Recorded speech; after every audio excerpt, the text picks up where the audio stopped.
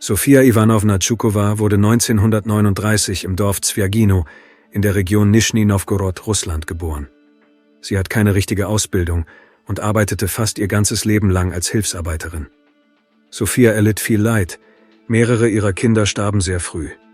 Mit der Zeit zog sie nach Chabarowsk und ließ sich in der Siedlung Berezowka in einem Mehrfamilienhaus im 2. Stock des Hauses Nummer 2 im Viertel 40-jähriges Jubiläum der Pobeda nieder. Bis zu ihrer Pensionierung arbeitete die Frau als Hilfsarbeiterin in einer Fleischverarbeitungsfabrik. Ziemlich robust und stark für ihr Alter, hatte Tschukowa eine kratzige, heisere Stimme, weshalb die Leute in Berezowka sie Sonka Sipata nannten. Dort heiratete Sofia auch und bekam 2 Söhne. Gerüchten zufolge fanden beide Jungs einen Job bei den Strafverfolgungsbehörden. Die ruhige Rentnerin lebte viele Jahre mit ihrer Familie am Rande der Stadt, ohne aufzufallen, bis 2005 Sofias Mann starb. Ob ihr Mann ein stabilisierender Faktor war oder ob sein Tod die Psyche der Frau so sehr erschütterte, ist nicht bekannt. Sie wurde streitsüchtig und geriet ständig in Auseinandersetzungen, in denen sie Menschen mit Gewalt drohte. Aber niemand nahm ihren Wahnsinn ernst. Und das zu Unrecht. Bekannte beschrieben die Frau als kaltblütig, unempfindlich gegenüber dem Leid anderer und als Tierhasserin. Sofia wird auch eine Neigung zum Alkohol nachgesagt, obwohl andere Nachbarn sich nicht so eindeutig äußern und sagen, dass die alte Frau auf sich achtete und jeden Tag im Hof spazieren ging. Doch 2005 beging die Frau ihr erstes Verbrechen. Am 14. Dezember 2005 kam ein Mädchen namens Nastja Alexejenko zusammen mit ihrer Freundin von der Schule nach Hause. Die Mädchen erreichten Nastjas Haus, verabschiedeten sich und gingen ihrer Wege. Nastja musste noch in den 2. Stock zu ihrer Großeltern gehen, bei denen sie an Schultagen wohnte, aber sie kam nicht an. Um 13:30 Uhr schlug der Großvater Alarm, da seine Enkelin nicht nach Hause gekommen war.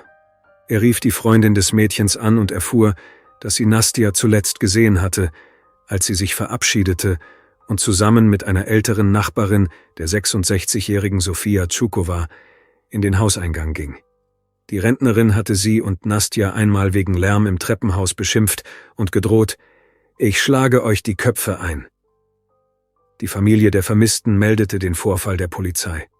Eine Flucht wurde sofort ausgeschlossen, da sie ein gutes Verhältnis zu ihrer Familie hatte, von allen geliebt wurde und nie streng bestraft worden war. Ganz Berezowka suchte nach Nastja Alexejenko, die Polizei und Freiwillige. Die ganze Gegend war mit Suchanzeigen übersät. Mehrere Tage der Suche blieben erfolglos und bald darauf luden die Ermittler Sofia Tschukowa zum Verhör vor. Die Rentnerin kannte Nastja ziemlich gut. Das Mädchen kam angeblich zu ihr zu Besuch, als ihr Mann noch lebte. Sie malten zusammen, tranken Tee und die Schülerin bat sie, ihren Großeltern nichts von ihren Besuchen zu erzählen, damit sie nicht geschimpft würde. Die alte Dame fügte hinzu, dass das Mädchen nach dem Tod ihres Mannes nie wieder zu ihr gekommen sei, aber sie hätten sich auf der Straße getroffen und insgesamt ein vertrauensvolles Verhältnis gehabt. Am Tag ihres Verschwindens sei Nastja vor ihr die Treppe hinuntergegangen, aber dann hätten sie einige Mädchen gerufen und sie sei auf die Straße gelaufen. Seitdem hat die Frau sie nicht mehr gesehen. Die Geschichte schien plausibel, aber die Angehörigen des vermissten Mädchens wurden misstrauisch. Nastjas Großmutter wusste ganz genau, dass ihre Enkelin nie zu Sofia Tschukowa gegangen war und konnte sich nicht erklären, warum die Nachbarin nach dem Verschwinden des Kindes so eine Lüge verbreitete. Auf den Vermisstenanzeigen stand auch meine Telefonnummer, sagt die Mutter des Mädchens. Es gab viele Anrufe. Jemand sagte, er habe ein ähnliches Kind gesehen. Ich fuhr hin und überprüfte die Informationen. Aber ein Anruf war anders. Ich habe mir die Stimme gemerkt. Sie war sehr charakteristisch. Es war eine Frau, aber ich erkannte sie nicht. Sie sagte, dass meine Tochter lebt und es ihr gut geht. Ich war beunruhigt und ging zur Polizei. Es wurde festgestellt, dass der Anruf von unserem Telefonmodul aus getätigt wurde und dass alle Mitarbeiter Zugang zu diesem Telefon hatten. Ungefähr 2 Wochen später, Ende Dezember 2005, wurde das Geheimnis um das Verschwinden von Nastja Alexejenko gelüftet. Am Abend des 14. Dezembers, dem Tag von Nastjas Verschwinden, ging eine Nachbarin mit ihren Hunden spazieren. Die Tiere führten ihre Besitzerin um eine Ecke, wo sie unter den Balkonen Stücke von frischem Fleisch liegen sah. Die Frau vermutete, dass in der Gegend Hundedogger unterwegs waren und das Fleisch vergiftet war, und führte ihre Hunde auf einem anderen Weg nach Hause. Als sie nach Hause kam, erzählte die Frau ihrer Mutter von dem seltsamen Fund und rief die Polizei. Die Streifenpolizisten kamen zum Haus und fanden nur blutrote Flecken und Knochenreste. Die Polizisten schenkten ihnen keine besondere Beachtung und fuhren wieder weg. Doch schon bald mussten die Strafverfolgungsbehörden auf das Thema Fleisch auf den Straßen von Berezovka zurückkommen.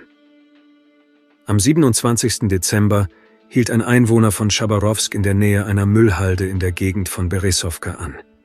Der Fahrer stieg aus dem Auto und sah eine leicht mit Schnee bedeckte schwarze Tüte mit Fleisch und beschloss, sie für seinen Hund mit nach Hause zu nehmen. Später jedoch wurde dem Mann klar, dass er etwas Schreckliches mitgebracht hatte. In der Tüte befanden sich Leichenteile. Der schockierte Mann eilte zur Polizei, um den schrecklichen Fund zu melden, und erzählte detailliert, wo und wie er die Tüte gefunden hatte. Die Aussage des Mannes wurde von seinem Bruder und seiner Frau bestätigt. Die Mutter von Nastja Alexejenko wurde zur Identifizierung herbeigerufen. Was die Frau durchmachen musste, kann man sich nur vorstellen. Die Fragmente gehörten tatsächlich ihrer Tochter. Bald wusste ganz Chabarowsk von dem grausamen Verbrechen, aber es gelang damals nicht, den Täter zu finden.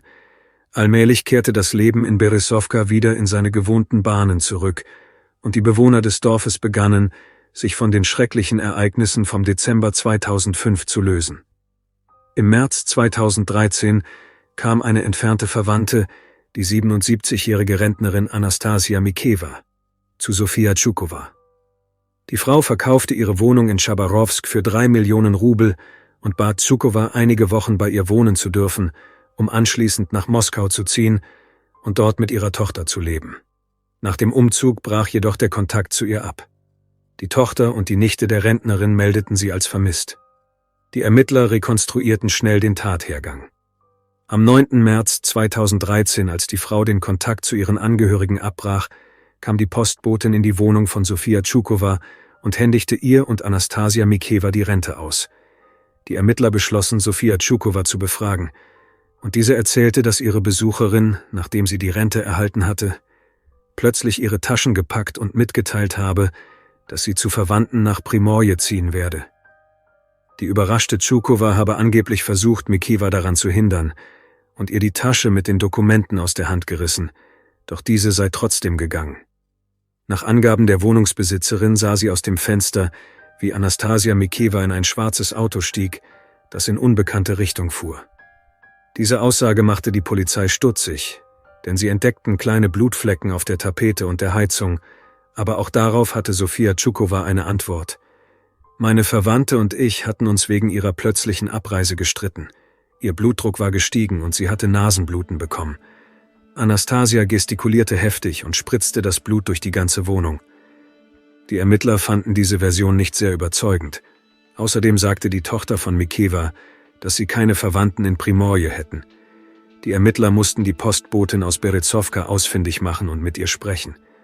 Diese erzählte, dass Sofia Tschukova ihr einen Monat später, als sie ihr erneut die Rente brachte, vom Verschwinden ihrer Verwandten berichtet habe. Aber die Postbotin glaubte ihr nicht, dass Mikeva in ein schwarzes Auto gestiegen und weggefahren sei. Schließlich gingen die Fenster der Wohnung von Tschukova nicht zur Straße, sondern zum Hof, wo kein Auto fahren kann. Aufmerksame Nachbarinnen der streitsüchtigen Rentnerin erzählten, dass Tschukova nach dem Verschwinden ihrer Verwandten deren Kleidung trug und Möbelstücke auf die Müllhalde brachte. In der Nähe der Mülltonnen sahen die Nachbarn einen blutroten Fleck. Auch dieses Mal gelang es nicht, Sofia Tschukova eines Verbrechens zu beschuldigen. Sie wurde als Zeugin befragt, aber nicht festgenommen. In der Siedlung verbreiteten sich Gerüchte über einen Mörder, der nicht nur ein gewöhnlicher Mörder war, sondern ein Kannibale. Die Jahre vergingen, das zweite Verbrechen geriet in Vergessenheit und der Täter blieb ungestraft. Ein weiterer Mord erschütterte Berezovka im Januar 2019.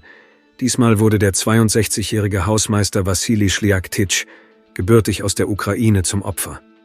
Seine Lebensgefährtin hatte den Mann aus der Wohnung geworfen und Wassili bat eine Bekannte, ihn gegen eine Miete von 10.000 Rubeln vorübergehend bei sich aufzunehmen. Zu seinem großen Bedauern handelte es sich dabei jedoch um Sofia Tschukova. Die Rentnerin erklärte sich freundlich bereit, ihn aufzunehmen, und am 28. Januar verschwand der Mann spurlos. Sein Verschwinden wurde bemerkt, als der Hausmeister mehrere Tage lang nicht zur Arbeit erschien. Auch diesmal fand die Polizei schnell eine Verdächtige. Die Nachbarn, die im ersten Stock unter der Wohnung von Sofia Čuková wohnen, erzählten den Ermittlern, dass sie am 29. Januar gegen 2 Uhr morgens durch dumpfe Schläge aus der Wohnung über ihnen geweckt worden seien. Nach Angaben der Nachbarn renovierte Čuková häufig. Sie strich die Wände und tapezierte neu.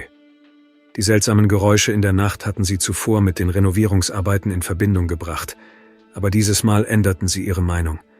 Die Schläge waren heftig, als würde jemand mit einer Axt zuschlagen, und sie wurden von männlichem Stöhnen begleitet, auf das noch lautere Schläge folgten.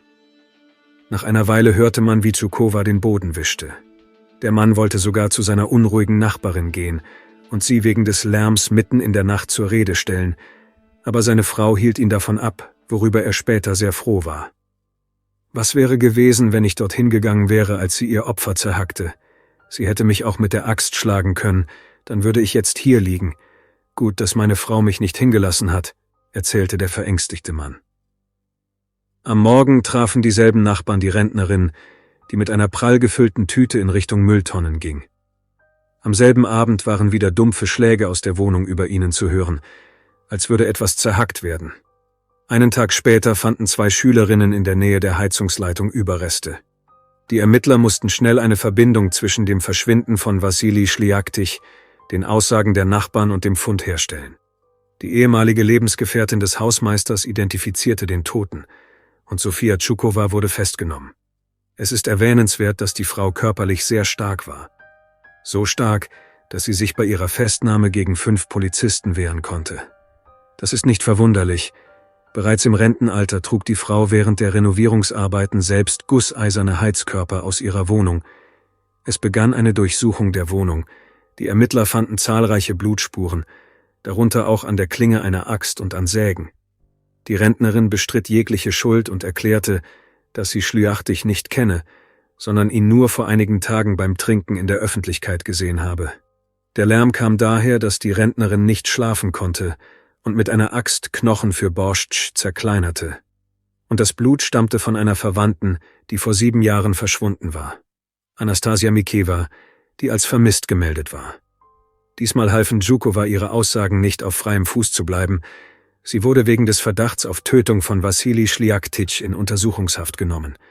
Nach einigen Wochen in Haft gab die alte Frau ihre Version der Ereignisse in ihrem Haus in der Nacht zum 29. Januar wieder. Ihrer Aussage zufolge kam Wassili Šliaktić am Vorabend mit einem weiteren Mann zu ihr nach Hause und bat um eine Tasse Tee. Sie lud sie freundlich ein, woraufhin die Männer sie misshandelten. Šliaktićs Bekannter floh und sie versuchte, den Hausmeister hinauszuwerfen, doch dieser wehrte sich, woraufhin sie ihn mit einer Axt schlug. Während die Frau ihre Aussage machte, wurde die Untersuchung ohne Unterbrechung fortgesetzt, und die Ermittler kamen zu dem Schluss, dass die in Berezovka begangenen Verbrechen miteinander in Verbindung stehen könnten, da in allen Fällen der Name Sofia Čuková auftauchte.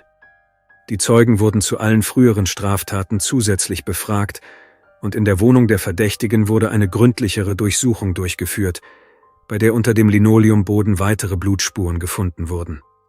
Die Untersuchung ergab, dass diese Blutspuren von genau der entfernten Verwandten stammten, die angeblich nach Primorje gezogen war. Der Verdächtigen gefiel es unterdessen im Untersuchungsgefängnis nicht. Im Februar wurde sie in eine Zelle verlegt, in der bereits 2 andere Häftlinge untergebracht waren. Zunächst versuchte Čuková sie davon zu überzeugen, dass man ihr den Mord an dem Hausmeister anlasten wolle, doch bald, nachdem sie sich den Frauen gegenüber geöffnet hatte, wurde die Rentnerin offen und erzählte ihren Zellengenossinnen, wie sie Wassili Šliaktić und Anastasia Mikeva getötet und ihre Leichenteile weggeworfen hatte. Das schrecklichste Geständnis war jedoch die Geschichte über das Mädchen Nastja Alexenko. Die Frau gab zu, dass sie die Leichenteile vom Balkon geworfen hatte, damit die Hunde sie zerreißen. Die Zellengenossinnen erzählten dies sofort den Ermittlern. Bald gestand auch die Rentnerin selbst ihre Schuld und schilderte detailliert die Umstände und Motive jedes Verbrechens. Alles wurde gezeigt, von den Schlägen, die den Opfern zugefügt wurden, bis hin zu den Orten, an denen die Leichenteile entsorgt wurden. Zwar versuchte sie einige Monate später, ihre Aussage zu widerrufen und behauptete, sie habe die Geständnisse unter Druck unterschrieben. Doch zu diesem Zeitpunkt hatten die Ermittler bereits genügend Beweise gesammelt, um mit Sicherheit sagen zu können, dass Čuková in allen 3 Fällen schuldig war. Während des Prozesses lachte die blutrünstige Großmutter ständig und verspottete die Mutter ihres ersten Opfers, Nastja Alexejenko. Wir haben damals die ganze Gegend durchsucht, alle Keller, jeden Meter der Stadt, und dann stellte sich heraus, dass die Antwort ganz in der Nähe war, hinter der Nachbartür. Tschukova sah mir ruhig in die Augen. Niemand hätte damals an sie gedacht, und ich hatte 15 Jahre lang keinen Tag Ruhe. Zuerst sagte sie, sie habe sich mit ihr wegen lauter Gespräche im Treppenhaus gestritten. Dann aber sagte sie aus, wie sie die Tochter am Kragen in ihre Wohnung gezogen habe, wie sie ihr auf den Kopf geschlagen habe, als sie mit dem Rücken zu ihr stand. Und all die anderen schrecklichen Details, erzählte Nastjas Mutter Natalja Alexejenko. Aufgrund der erlebten Ereignisse, auch während des Prozesses, bekam die Frau gesundheitliche Probleme. Die leitende Ermittlerin der Abteilung für besonders wichtige Fälle der Ermittlungsbehörde des Investigativkomitees der Russischen Föderation für die Region Chabarowsk, Adelia Vergazowa, war mit der Untersuchung des Mordes an Schlichtschitsch befasst und erklärte, dass Sofia nicht früher festgenommen worden sei, weil zum Zeitpunkt der ersten beiden Taten kein Grund zu der Annahme bestanden habe, dass sie daran beteiligt gewesen sei. Mit dem Auftauchen neuer Beweise und unter Berücksichtigung der Geständnisse der Rentnerin selbst hatten die Behörden jedoch keine Zweifel mehr an ihrer Beteiligung an diesen Tragödien. Gründe für die Morde an Mikewa und Schlachtitsch waren Streitigkeiten im Alltag. Bei Nastja Alexejenko waren es Auseinandersetzungen, die zuvor wegen Lärmbelästigung entstanden waren. Das Mädchen störte die alte Frau durch ihr Herumrennen und Spielen mit ihren Freundinnen. Nach ihren Verbrechen verpackte die Rentnerin die Überreste in Plastiktüten und warf sie entweder in Mülltonnen in der Nähe ihres Hauses oder an verschiedenen Orten in Berezowka weg. Eine gerichtspsychiatrische Untersuchung stellte die Zurechnungsfähigkeit der Rentnerin fest und kam zu dem Schluss, dass sie alle Taten bewusst begangen hatte. Die Auslöser für die Tragödien waren insgesamt unbedeutend, was dem aufbrausenden Charakter der Frau entsprach. Wie die Ermittler später versicherten, war die Frau an keinen weiteren Straftaten beteiligt. Während des Prozesses beleidigte die Großmutter häufig Zeugen und lachte laut über das Geschehen, wobei sie betonte, dass ihr die Gefühle anderer egal seien und sie ihre Taten keineswegs bereue. Oft unterbrach sie die Prozessbeteiligten mit Rufen wie »Lüg nicht« und machte abfällige Bemerkungen. Der Lebensgefährtin des Hausmeisters Wassili Schliatitsch, Natalja, befahl sie lautstark, den Mund zu halten. Während des Prozesses, als Natalja über den Verstorbenen sprach, änderte sich Tschukowas Stimmung schlagartig zum Besseren. Zuerst lächelte sie, dann lachte sie laut. Wenn es zu laut wurde, hielt sie sich die Hand vor den Mund. Die Lebensgefährtin von Wassili erzählte, dass er aus der Ukraine gekommen sei, ein aufgeschlossener, gütiger und fleißiger Mensch mit einem einzigen Makel gewesen sei. Er habe gerne getrunken. Ein Alkoholrausch im Januar 2019 habe zu einem Streit geführt, nachdem Natalja ihn aus dem Haus geworfen habe. Ich habe ihm damals gesagt, wenn du trinkst, können wir nichts miteinander haben. Wenn du aufhörst, komme ich zu dir. Daraufhin mietete er vorübergehend ein Zimmer bei Tschukova. Eine Woche später kam er zu Natalja, um seine Sachen zu holen, und sagte, er miete ein Zimmer bei einer Oma. Er sagte, bis Ende Januar bleibe ich bei ihr und dann gehe ich. Dort nervt man mich. Ich fragte ihn, wer nervt dich, Wasja? Die Kinder, die Enkel. Er sagte nichts, aber schließlich verstand ich, dass er von diesem einen Mann sprach. Wassili wollte laut seiner Lebensgefährtin in die Ukraine gehen und sparte dafür Geld. Er wollte nach seinem Januargehalt bei Natalja vorbeikommen, verschwand aber stattdessen und sein Telefon war ausgeschaltet.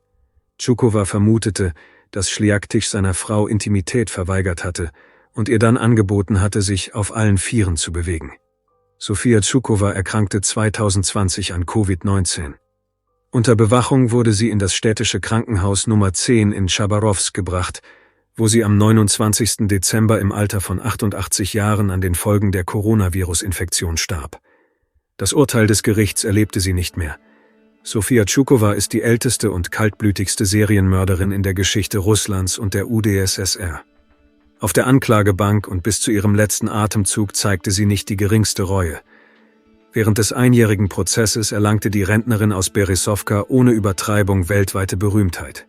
Russische Großmutter-Ripper, Russian Granny Ripper, so tauften sie die Boulevardzeitungen in Großbritannien und den USA, die ebenso wie die russischen Medien ihren Fall verfolgten. Am 19. Januar 2021 setzte das Krainer Tribunal in Chabarowsk einen Schlusspunkt unter die Geschichte der Serienmörderin Sonja Sipataja. Sie wurde posthum für schuldig befunden. Ihre Söhne wollten so wenig wie möglich mit ihrer Mutter zu tun haben. Nur einer von ihnen erschien zur Verhandlung. Das Gericht hat die Angeklagte in 3 Fällen des Mordes, darunter auch an einer Minderjährigen, für schuldig befunden. Teil 2 Artikel 105 des Strafgesetzbuches der Russischen Föderation. Serienverbrechen kommen in der Praxis der Strafverfolgungsbehörden nicht oft vor. In der Regel werden solche Verbrechen von Männern begangen. Die Geschichte kennt nur wenige weibliche Serienmörderinnen. Aber in den Höfen und Küchen wird man mit gedämpften Stimmen die schreckliche Geschichte von Sonja Sipata erzählen und behaupten, dass sie 3 Menschenleben auf dem Gewissen hat. Man wird sagen, dass die älteste Serienmörderin der Welt in einem kleinen Dorf namens Berezowka in Russland lebte. Danke fürs Zuschauen und passen Sie auf sich auf.